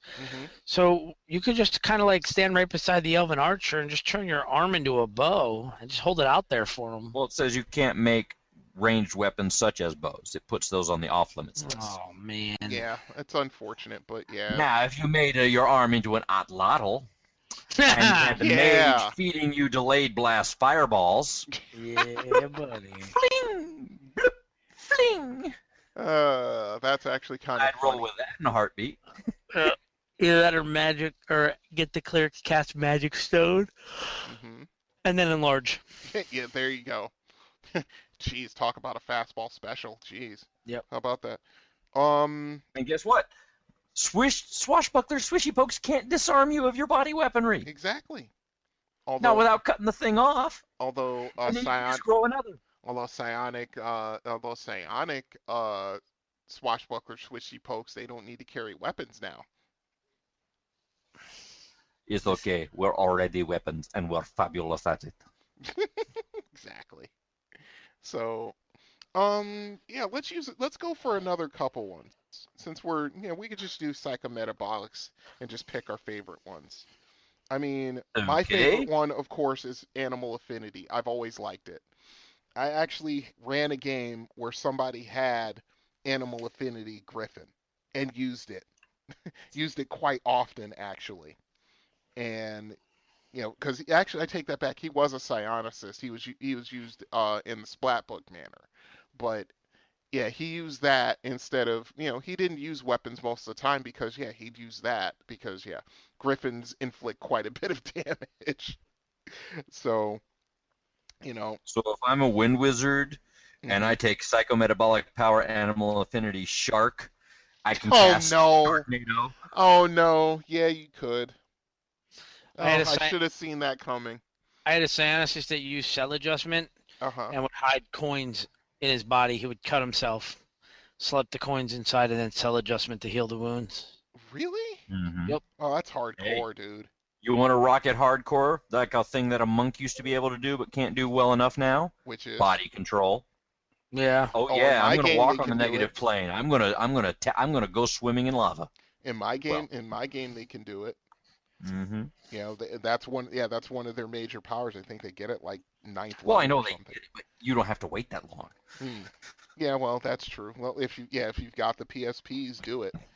Let's see. Shadow form. Yep. That's always been a perfect escape kind of method, or a good way to follow someone in the darkness. Because the only way he can be detected is by life detection or true seeing or other types of psionic detection. So yeah, you could follow someone, they'd never know you're there. Here's one for you. Has your DM ever given you the shaft with a miscast teleport spell? Throw away those shady days and those dusty old scrolls. Hook up with the psychoportive power of teleport. You can never be wrong. You might not get there, but you won't die trying. Exactly. I like cannibalize as long as you use your constitution points to add more PSPs to your body. 1 constitution point equals 8 PSPs. And then if you have a large bank of potions of restoration, yeah, you're a constant machine. You're just pumping out the points. Because you've got 5 or 6 powers going at one time. Exactly. You're running out of PSPs at a very quick rate, and you need to do that. Unfortunately, my whole thing is using that. If the player was kept doing it and didn't use those potions, use those elixirs of life or whatever they are. If he did that and he dropped below 3, he's out. He's done. Yeah. Knocked unconscious. Let's see. Chameleon power is another good one. I mean, I like that one because then you become the background. You are freaking Sherlock Holmes at the end of the second movie. Hell, you want to be Doc? You want to be Professor X? Send thoughts. Be the master strategist, manipulating the battlefield. Is that for those of you listening? Is that telepathic? Yes, it is. Okay. Yeah. All right. Yeah. So we're bouncing all over the place with the psionics. Excuse me. One of my other favorites is the telekinesis for psionics. Just it's essentially the same thing. It's just you can be Yondu with his magic arrow. For those of you who are probably listening to this now, the movie's probably been out for a couple of weeks, so we'll watch Guardians of the Galaxy and you see Yondu with his magic arrow that he controls via whistling. Yeah, you can do that with telekinesis. Exactly. A whole lot of these things for psionics really depend on the state of mind of your target, which you can force open with that mental combat attack, mental armor, mental THACO type attack roll, but you can also use these to the benefit of your party members if you are a support character psionicist and you want to use something on an open mind. Well, you don't have to force it open or dice it open or power it open like they've done with everything else in the old school psionics. You can simply have a willing person open their mind and let you do it. That's cool. Like mass teleport. If you want to teleport along with some friends, they want to go with you, they hold on to you, you all teleport together. That whole send thoughts thing, if you want to be the Professor X of your combat squad. Or sight link, so that you can see what the others know. Another power that is pretty interesting that I like is the teleport trigger, actually. Where you could actually put a trigger on a certain area and somebody who passes over it, can... Actually, I take that back. So this is the psionic version of contingency. Yes. Word of recall, boop, I ain't here no more. Yo. Yeah, I'm out. I'm out. I'm over here now. I'm back over here. But it's a psionic. Yeah, you're absolutely right. It's a psionic version of contingency. Let's see. The only thing that I really kind of was, that it's necessary, at least with psionic powers, that I was kind of never quite got, or at least under the old system, was the mind link thing, because that's what you needed to use on an open mind in order to use telepathic powers, in order to do Jedi mind tricks and things. Not anymore. It's a totally different thing. Mind link here as a power for telepathic is simply two-way communication conversation. Not mind reading, because it only sends the thoughts you send back and forth. Right. But it is language knowledge free communication with another sentient being. Right. And that in itself is actually pretty cool, because that way, it doesn't. See, the thing is that I'm looking at it, language isn't a barrier or anything like that, but there's no, range limit on it, which is kind of... Oh, it's a line of sight. Pretty much every psionic power does have that as a throwdown, unless it's talking about the things that let you cross planes, and they specifically call it out for the teleport and stuff like that. Right. Almost every psionic power has the basic physical ability limitation of line of sight. Right. Okay. Now, okay. It calls out line of sight different from line of effect, which means that how do you defeat a psionicist? Darkness. How do you defeat a mage? Silence. Just as easy to work it both ways. Right. So, but yeah, these are a few of our favorite psionic powers, yeah, detonate's always a good one. Yep. Yeah, you really want to be evil? Yeah. Just set things. You can sustain that one. Okay, psionic powers and skills and powers. If you have anything to say about it, you know how to get a hold of us. Okay, now let's go to people skills. Wish we have time to bear them, fellas. Hell with them fellas. Buzzards gotta eat, same as worms. How can you shoot women, children? Easy. You just don't lead them so much. Ain't war hell? Where shall I find a new adversary so close to my own level? Try the local sewer. People skills. People skills. The Alchemist.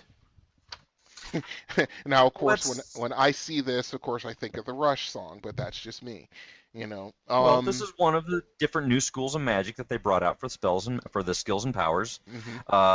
You can specialize in magic schools just like you can in spells and magic, but they added a couple different ones in here. Among them, the Shadow Mage, the Song Wizard, the Geometer, and the Alchemist. But what can we do with the Alchemist? Yeah. What page is that on, by the way, full on? 138. Thank you. 138. So that would be chapter 8, if I'm not mistaken. Oh, yes. Okay. New schools of magic. Yes, schools of magic. Now, the Alchemist, if I can get to the right page. There we go. Thank you. All right, you need an intelligence/knowledge of 15 and a dex aim sub-ability of 14 minimum. Race is allowed: human, half-elf, and gnome. Of course, the gnome. Of course. Prohibited kits are Amazon barbarian, peasant hero, and savage. Now, so yes, you can be a sharpshooter alchemist. We're gonna do shots. Actually, you want to know what that would be? That would be sort of like combining Hawkeye with someone else. Yeah, making explosive arrows and acid arrows and things like that. Or the 3rd edition version of the Arcane Archer. Kind of, sorta. Kind of, sorta. Except it would be alchemical instead of just magic. The puttering, scientifically minded wizard who enjoys working with various material components is likely to find the School of Alchemy to be a welcome source of inspiration and magical might. Yeah, I could see that.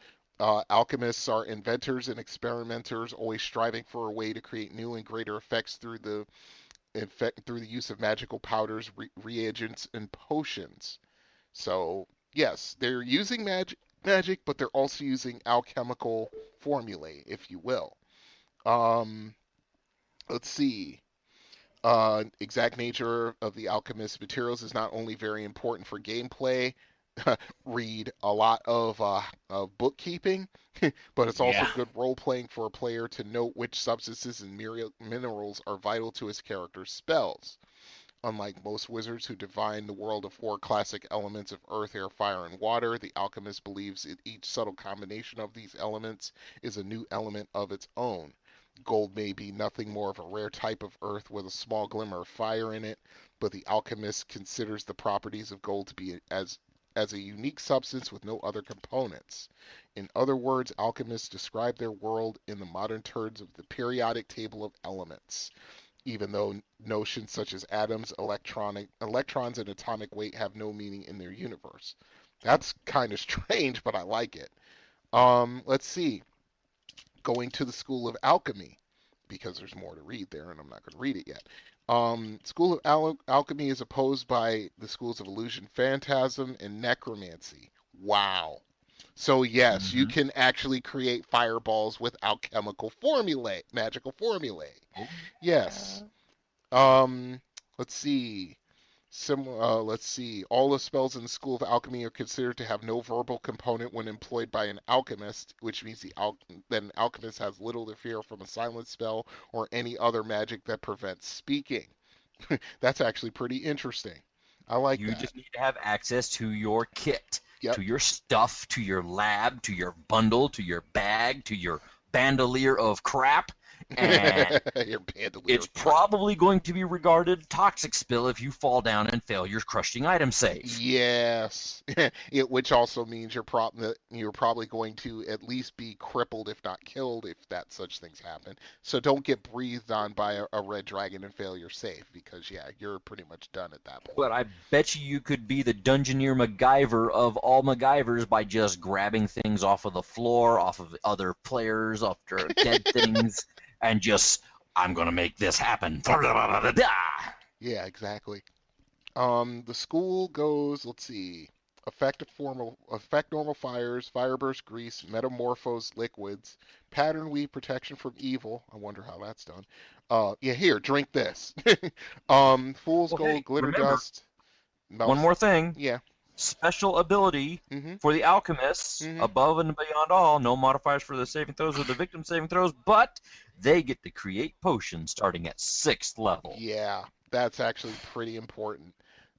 You need potion of extra healing because you're going up against a dragon? Okay, give me 2 weeks. Yeah, I'll have 2 potions for each member of your party. Yeah, for sure. Yeah, just saying. How about a couple of potions of fire trap, just in case you get stabbed? Yeah. There you go. Potion of fire resistance. Yeah, there you go. But yeah, it has a list of spells going from levels 1 to 9. Oh, you're a battle rager dwarf here. Pugilist kit? Would you like to take a couple of enchanted weapons and guzzle them, and then go punch people? Exactly. Yeah, you're going up against things that need magical weapons to harm? Okay. I can do that. Mr. Mon. Exactly. Hello there. I just see I can see just an alchemist just making a stinking cloud spell from just pouring one beaker into another and throwing that beaker at the point where he wants the cloud to come out. And same thing for a cloud kill spell, or death fog for that matter. Hey, incendiary cloud, the home version. Yeah, no doubt. Here, drink this. Over there. Yeah. Then drink this. Yeah, exactly. Acid storm for that matter. Exactly. But those are the spells that are of the alchemy school, and of course those are the bonus spells that you could take. Take from the school directly, because as we all know, specialist mages get 1 extra spell per level, for that are from the actual school they specialize in. Let's see. Yeah, you have to be 12th level, or excuse me, I'm sorry, I'm looking at something else. My bad. No. They do give you a couple things. Yeah. One, you worry about all the cost and expense of being an alchemist. Yes. Well, they give you a penny for that right up front. You're assumed to begin play with an appropriate lab in your hometown or other base of operations. You have a lab that lets you do your spells. Now, if you want to build a new one, or your old one gets robbed and burned down by the guild of something horrible and nasty, that's going to be a cost of 1,000 gold per character level. Now, with 50 gold of materials a level per month to maintain functionality. Yes, that's hard. So, of the alchemist, you are going to be in the money sink. Big time. But again, you get to churn out potions starting at 6th level, so you have money maker. Yeah, it's just can you stay in the black is the question. And that's why alchemists also turn to adventuring, because that's an easy way to get a good influx of cash if you're lucky enough. And parts. Yeah. Now I could see you remember those old science kits, which it was like this big, I'd say it's like 3 foot by say 2 foot by like 1 foot this one thing where you opened it up and it was basically a science lab, with beakers of stuff, and things like that. That's what I consider an alchemist doing, just powders and liquids and stuff like that. And as the fight's going on, he's like, "You guys need a fireball spell? Okay, I got it. Okay, a little bat guano here, a little of this here, mix this up. Everybody duck!" Exactly. Something like that, rather than just sitting back and casting. But, yeah. Go ahead, full on. What were you going to say? You could absolutely have fun with it. And again, you can make new stuff, you can research new spells, you can make new potion formulas, you can come up with new twists on things and use them in different ways. Yep. And again, you can always be relied on to have the big old stockpile of the useful stuff, whether it's the ability to sense shifting, whether it's the flame arrows, whether it's, melts minute meteors in a shake-up bottle. Throw a couple of Mentos in, point it at your enemy, and let it go. Yep. Whoosh! Poop, poop, poop. Yeah, pow, pow, pow. Exactly. It's like a Roman candle type thing, for sure.